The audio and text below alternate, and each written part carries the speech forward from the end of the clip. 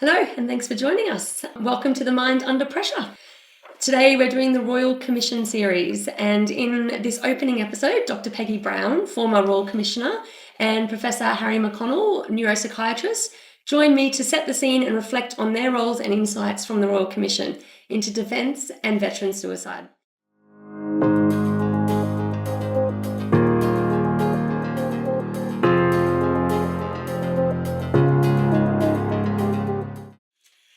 Yeah, look, I think my role, I was one of three commissioners that was appointed by the Governor-General to head the Royal Commission.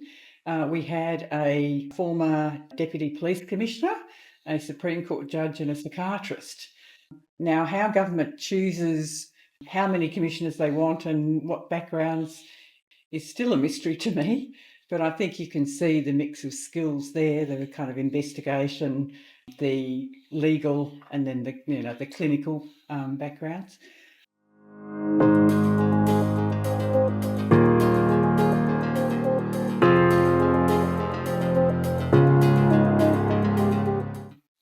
I think what I brought in addition to, the clinical background knowledge of mental health and suicide was that I've got a long history working in government, so I understood government and systems, and I think that was important as well. And I've also got a reasonably strong kind of background, I guess, working with lived experience, and I think that was an important focus for the Royal Commission.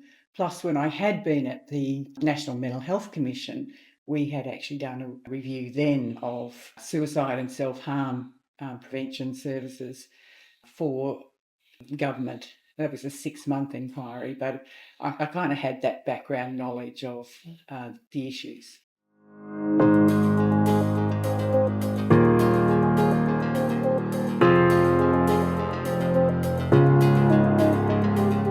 I think that the Royal Commission, it brings out a lot of really important points that I think have not been appreciated in treating veterans. It's very different than treating other types of populations in psychiatry, and it's not really properly addressed in psychiatry training. So I think the Royal Commission has brought out lots of points that I think make me appreciate the importance of a multidisciplinary approach to treating veterans, because they present with so many comorbidities. So there's mental health comorbidities, there is pain, there's mobility issues, there's medical comorbidities, and the importance of having a good team to coordinate those care, not dealing with it as sort of silos as separate entities.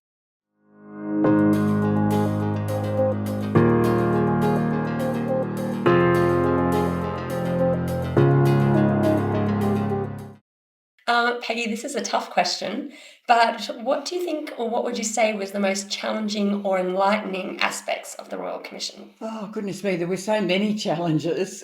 First of all, one of the challenges was, how do you run a Royal Commission? Because most people who are appointed as a Royal Commissioner have never done that before. Yes, and we did seek out guidance from others, but there's not a lot of formal guidance provided. So just working out how to tackle the whole organisation of the Royal Commission was in itself a challenge. I think we always knew that we would have some challenges in, extracting what we needed in terms of information from defence. And as I said, I had a little bit of experience of that from the previous inquiry. I guess I hadn't expected the sense that we were battling with other parts of government much of the time. And I think we did describe some of those challenges in both the interim report and the final report.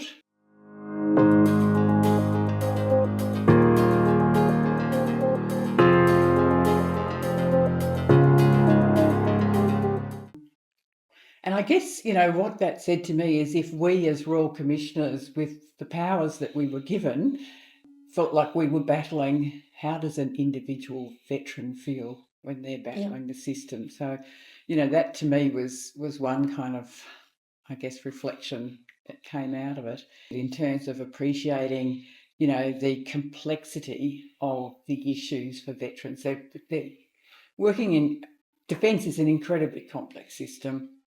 Then when they leave defence, they move into the DVA world, and the interface with the civilian health system and other systems where they might obtain support. And that's just a really difficult world to navigate. And the veterans are often not well equipped at the outset to do that navigation. And as Harry said, from a clinical point of view, there are some distinct challenges that need to be known about and, I guess, addressed. And that's not necessarily, well catered for in our current system. So, yeah, I think just the complexity of the system and the multiple interfaces was really one of the most striking findings.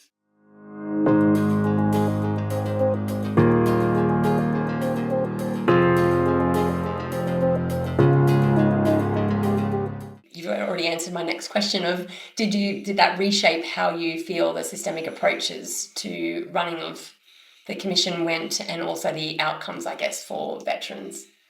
Yeah, look, I think probably at the outset we didn't appreciate it sufficiently, even though we did have an understanding of it. That kind of the complex adaptive system that really is the veteran, ecosystem really just became more and more apparent. And the fact that you can make a change here, but that's probably going to then trigger some other change in other parts of the system, which may serve to counterbalance the change you're making there. So it's really how do you try and understand the complexity of the system and what the impact of changes are, both positive and negative, and how to achieve those changes and make them sustainable. That was, a big challenge for us, I think.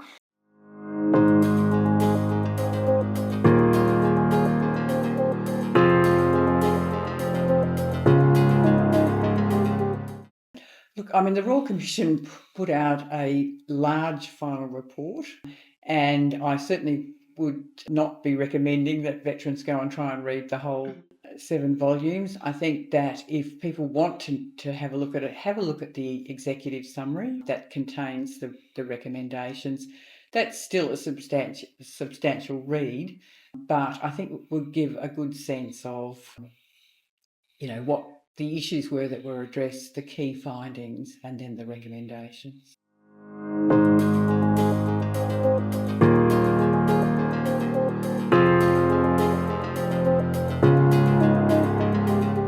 Well, the Royal Commission has highlighted what is really a huge gap in treatment gap for this population of people who have actually gone out and they've stated, I'm willing to give my life, make the ultimate sacrifice for our country. And they come back from this experience, and many experiencing traumas that are unimaginable to the rest of the population, with multiple problems. So there's mental health issues, there's medical issues, there's pain, there's disability, there's mobility. And it's about what that's highlighted really is that treatment gap, because it's astonishing the lack of treatment that is made available to them, the lack of ability for them to be able to go out and get that treatment. So getting them onto that treatment path has it's outlined those hurdles that they are to, one, being recognized in the first place and getting diagnosis, and two, getting the treatment that they need to get.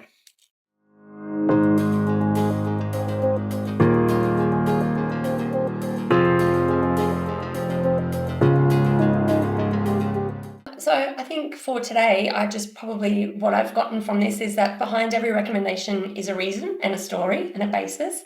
And understanding the context is the first step towards real change.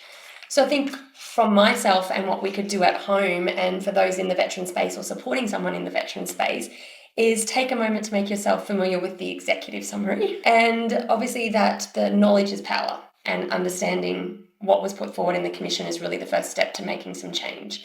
I would really like to thank Dr. Peggy Brown and Professor Harry McConnell for taking the time to talk to us today. Thank you. Thank you.